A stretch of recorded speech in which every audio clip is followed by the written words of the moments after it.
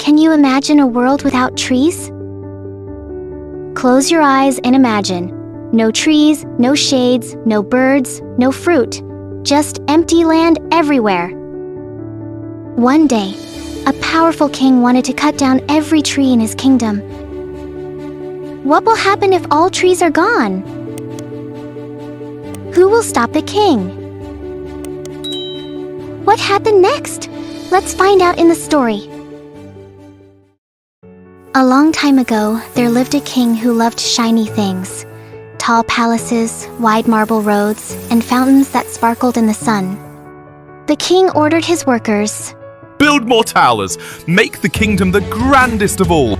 The workers obeyed, but to build, they cut down forests, cleared gardens, and removed every tree.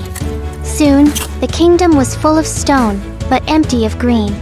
At first, the king was pleased. Look at my city! No kingdom is as splendid as mine. But as the months passed, strange things began to happen. The summers grew hotter. The winds carried dust instead of fresh air.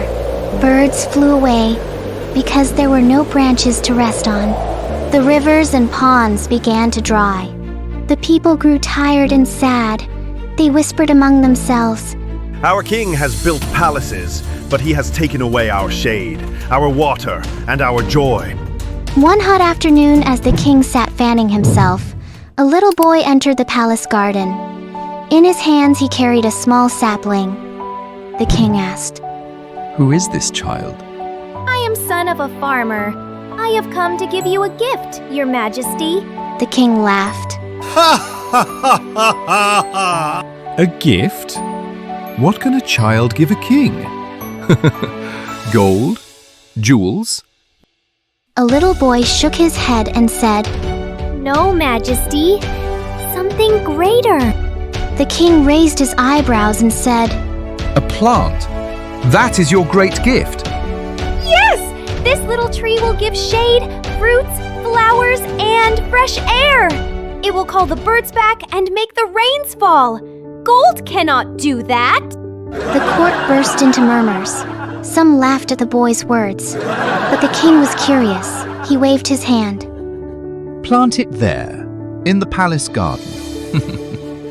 Let us see if this magic you speak of is true. And so, little boy planted the sapling. Every day, he came to water it. The king sometimes watched from his window as the boy worked patiently. Weeks passed. Tiny leaves appeared. Birds came fluttering back. The air around the plant felt cooler. One morning, the king walked into the garden. He saw butterflies dancing around the growing tree. He placed his hand on its leaves and felt the freshness. This little tree, it has brought life back to my garden. That evening, the king called his ministers. I see now palace make a kingdom rich, but trees make it alive.